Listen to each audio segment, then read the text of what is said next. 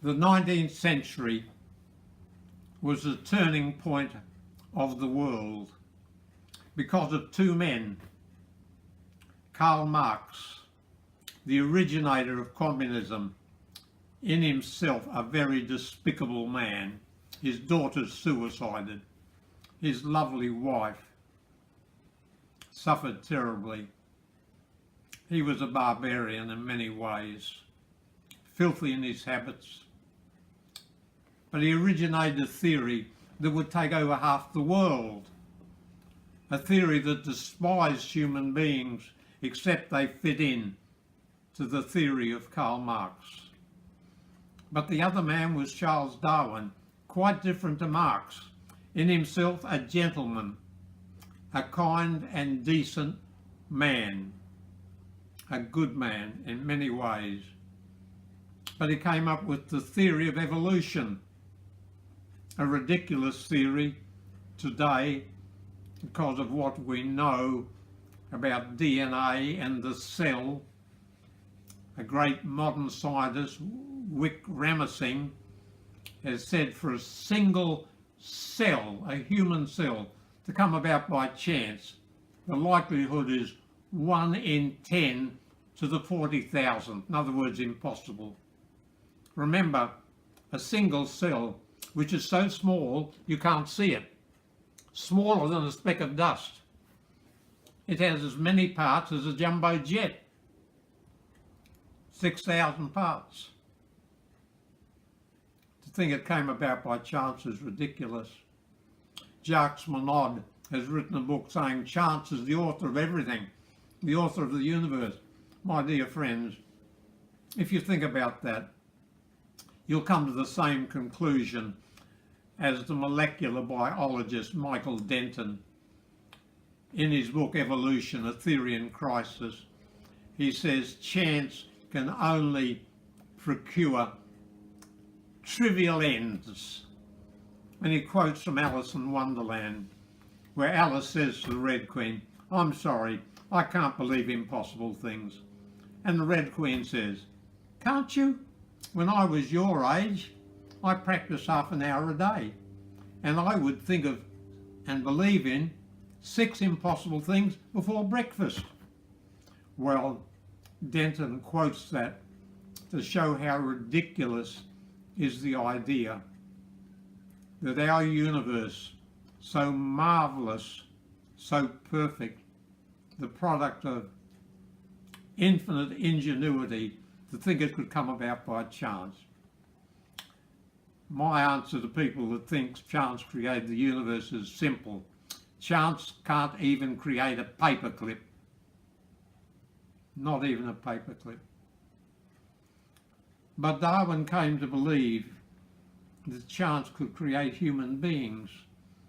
First he believed in God as the creator, but when his daughter Annie, whom he loved so much, died, he became agnostic, influenced by Thomas Huxley, who was a very good man but invented agnosticism because he didn't like what the clergy were doing, and he had good reason. The clergy was self-indulgent, many of them. So Darwin came to believe in chance. But if you make chance your God, you have no security and no one has any value. And you can have no passion for good or evil because nothing's important. You become a nihilist like Nietzsche. You come to believe in eternal recurrence, that whatever happens will happen again and again and again and again, trillions of times. And what you do doesn't matter. It's going to happen again.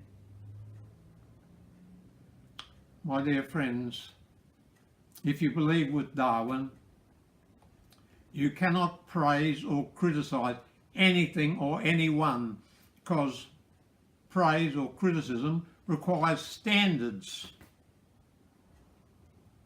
And standards can only be where there is God. C.S. Lewis was right when he said 2 basic facts about us. We all know there's a difference between good and evil, and we all know we've done the evil and failed in the good. But in the 19th century, when Darwin came up with the theory of evolution. It was to change the whole world. And today, thousands upon thousands of scientists have espoused it, although hundreds and hundreds of scientists are finding fault with it because of what we've learnt from DNA and about the cell. You know, Carl Sagan, when he wrote the article on life in Britannica, said it would take 100 million pages of Britannica to present the information embodied in a single cell. And that man was an atheist, but he was wrong in lots of things. Wrong in his married life, wrong in his theories. He believed the universe was full of inhabited planets. Science has never been able to find one apart from this earth. And so I'm saying to you today, this most important question in the world: what is a human being? Are they valuable? Are they important? How should we treat them? Where did they come from? Where are they going? Why are we here? How should we live? This is the most important thing to answer, and it's only answered by Christ. If you don't take Christ seriously, I would remind you, he never spoke about anything trivial, never spoke about anything false. He's the only teacher that ever lived, that prophesied the eternity of his teachings. Heaven and earth shall pass away, but my words shall not pass away. No one else has ever said that. And no one else has ever loved like Jesus. He loved the poor. He loved the sick. He loved the prostitutes. He loved the tax gatherers. And he loves you and me. And only in him do we find the answers of the question, what is man? Dear friends, I recommend to you this Saviour and his solution to our greatest problem. God bless you.